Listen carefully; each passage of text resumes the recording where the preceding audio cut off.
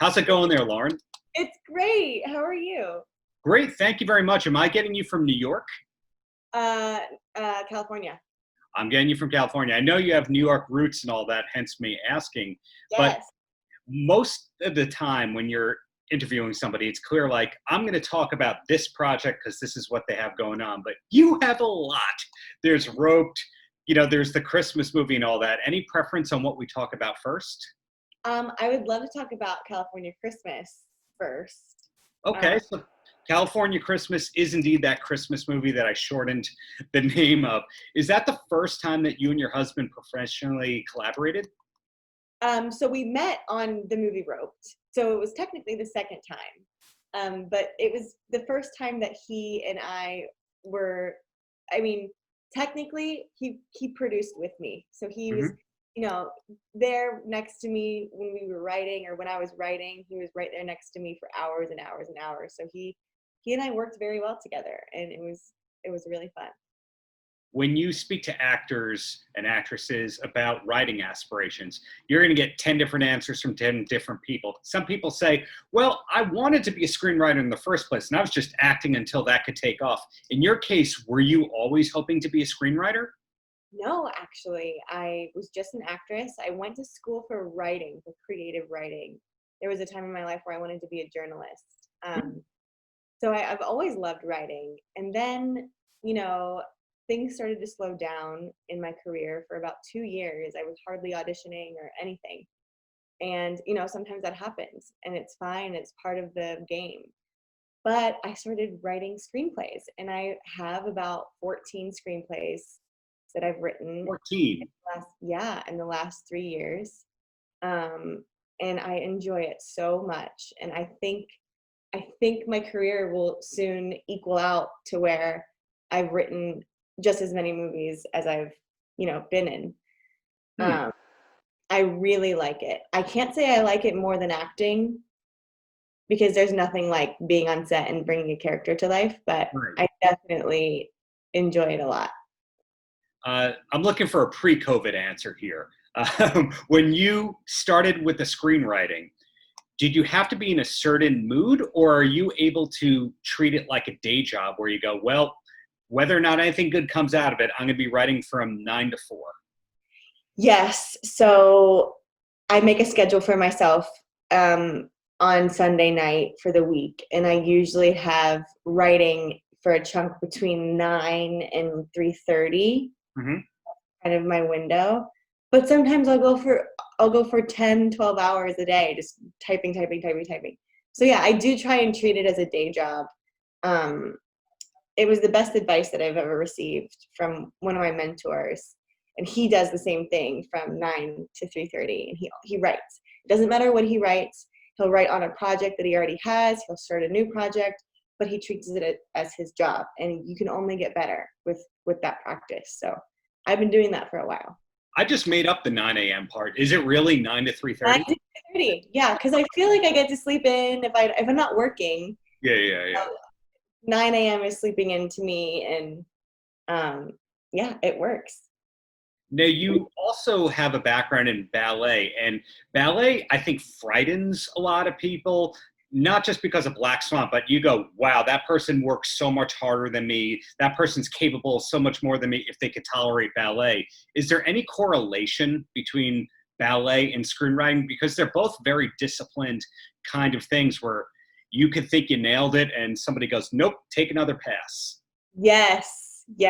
So the dedication and the willpower to keep going, I think I definitely have help from my ballerina past with that, because I think for California Christmas there were 7 passes, and then on set, things were changing with locations and things, so probably about 9, technically 9 passes, I guess, but 7 before we started shooting, and then during the process of filming I was rewriting things constantly. When you have to do that many passes through, obviously there's going to be big differences from the beginning to the end product. Do you take those things that got scrapped and go, well, that could work somewhere else in another screenplay? Or do you just start from scratch every time you do a new project? I kind of start from scratch. Now, I do get inspiration from things that, like the ending of California Christmas, I won't give it away, but it was Sure. completely different 7-8 days before we were all on set. Hmm. I mean, it was pretty crazy. So I don't want to give anything away, but Right. the old ending of California Christmas, I'm definitely thinking of bringing that back into a different movie. So Cool. Okay. Looking forward to that. And not everybody is able to know that they have more in the can with or for lack, do people say more in the can, more in the tank? Is that the expression?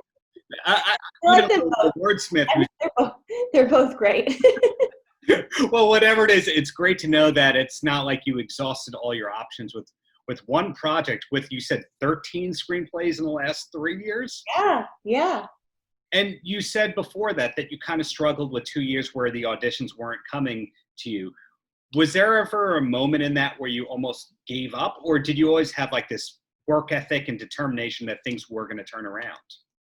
I started stalking famous actors' IMDb pages Mm-hmm. to see the years, if they had any, lulls in years where they were working. And everybody goes through 2, 3, 4, even 5 years of nothing. And it's just, I think for me, it was maybe my age. I kind of looked too old to play high school, but too young to play Mom or college. And back when I started writing, I think I was in this weird age range. So yeah. it can be anything. It can be anything, and it happens to everybody. And I think it's normal, and nobody should be afraid of a 2-year lull. I think it's a gift. It was a gift to me because I discovered that I enjoy writing screenplays. Totally. I was just watching this documentary on David Arquette. I assume you know the actor David Arquette. We think of as being from this legendary acting family, and hey, he was in all the Scream movies and he's in a ton of things. What I found is that when you look at his bio now, it says actor, producer, director, and screenwriter David Arquette. So applying that to what you're saying, how you see yourself as maybe the screenwriting might be your bread and butter at one point, if not in the very near future, do you also hope to direct and produce?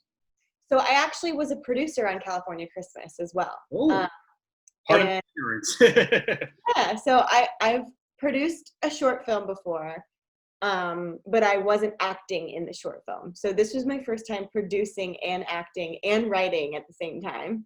So I was wearing 3 hats, Yeah. and I really enjoyed it. I loved being a producer and saying, being able to come to set and seeing, okay, we're shooting 13 pages today.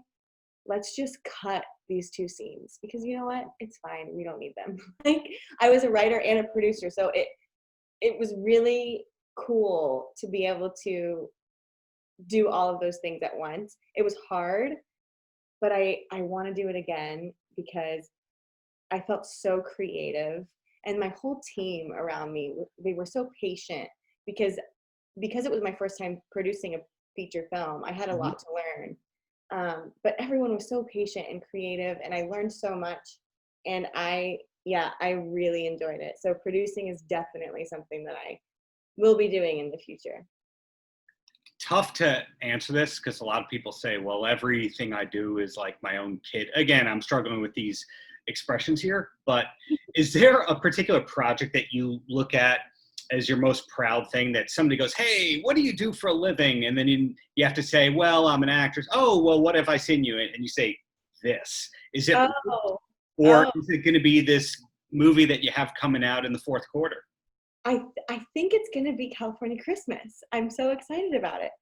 But obviously, I always say Roped because it's how I met my husband, and it's the sweetest movie ever. But I was recently in a Lifetime movie called Twisted Twin, and I played twins. And it it was a Lifetime movie, so but it was so much fun. the director made it feel like it was my movie. He was so collaborative. His name is Jeff Hare. He's one of my favorite directors. He Hmm. was so collaborative, and he really made it feel like I was co-producing this movie because I had so many creative choices, and it's so funny to watch. I play a really sweet twin and a really evil twin, and the evil twin tries to kill the sweet twin. Wow. I mean, we can go down a long list of great people who've played twins. So you join that list. I haven't seen that project. And I think a lot of people used to laugh at the term of like, oh, well, Lifetime movie. But once Will Ferrell did that Lifetime movie with Kristen Wiig, I really think that that changed the game and, in fact, made Lifetime more of a credible network than most networks, in fact. I mean, Lifetime Movie Network, the Heartland loves Lifetime movies. I mean, I never get I've been in quite a few. I never get recognized for Lifetime movies in LA or New York. But put me in Ohio, where my family's from. Yeah. People are like, were you in that movie where the girl was locked in the basement and blah, blah, blah, blah? Like, yeah.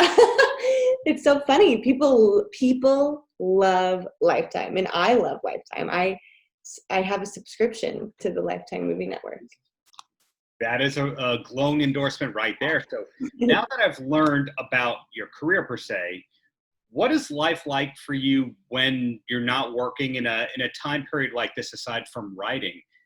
Are your interests totally in correlation to film and entertainment, or do you just pull a 180 and you have nothing to do with it? I always am involved. So I'm always writing something. I'm either writing something or I'm story consultant on different things for people. I also read scripts for a producer in Atlanta, and I give notes, screenwriting notes on screenplays. I'm always involved in the industry. I can't get away from it. But I did used to teach ballet to little kids. In Tarzana, I taught, it's so funny, I actually taught Kim Kardashian's babies ballet in this little studio in Tarzana. So I used to do that, but now I just stick with industry related things.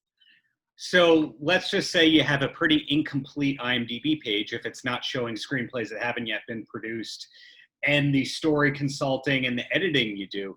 So you might be one of the most prolific people I've ever spoken to. I think that's intended to be a compliment. Thank you. And at the same time, under the radar with how busy that you are. A lot of actresses or writers, I find that even if things weren't finished, they would make sure that it's manually updated to their IMDb page, but not you. No, yeah, no. A lot of the things that I do, story consultants and the giving notes on screenplays, I don't really take. I don't need the credit. Right.